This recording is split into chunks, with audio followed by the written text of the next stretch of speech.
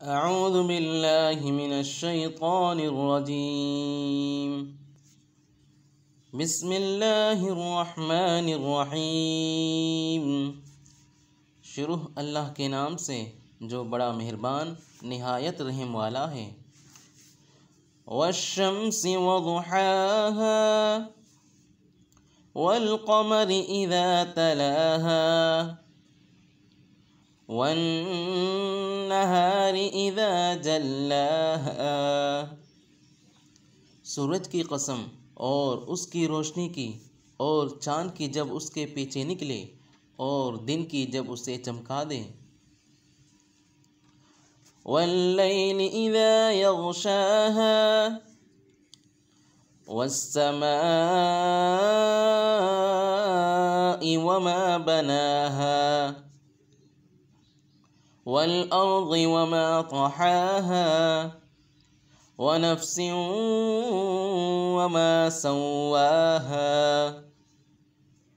اور رات کی جب اسے چھپا لے، اور آسمان کی اور اس ذات کی جس نے اسے بنایا، اور زمین کی اور اس کی جس نے اسے پھیلایا، اور انسان کی اور اس کی جس نے اس کے اعضاء کو برابر کیا۔ فَأَلْهَمَهَا فُجُورَهَا وَتَقْوَاهَا قَدْ أَفْلَحَ مَنْ زَكَّاهَا وَقَدْ خَابَ مَنْ دَسَّاهَا كَذَّبَتْ ثَمُودُ بِطَغْوَاهَا۔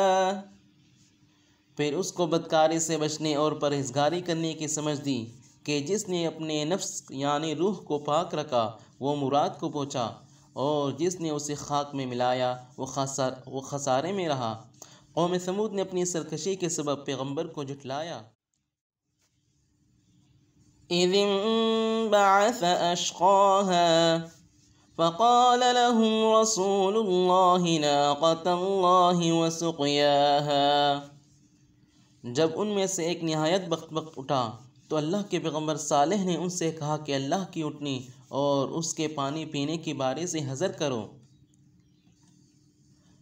فَكَذَّبُوهُ فَعَقَرُوهَا فَدَمْدَمَ عَلَيْهِمْ رَبُّهُمْ بِذَنبِهِمْ فَسَوَّاهَا وَلَا يَخَافُ عُقْبَاهَا۔ مگر انہوں نے پیغمبر کو جھٹلایا اور اٹھنے کی کوچیں کاٹ دی، تو اللہ نے ان کے گناہ کے سبب ان پر عذاب نازل کیا اور سب کو ہلاک کر کے برابر کر دیا، اور اس کو ان کے بدلہ لینے کا کچھ بھی ڈر نہیں۔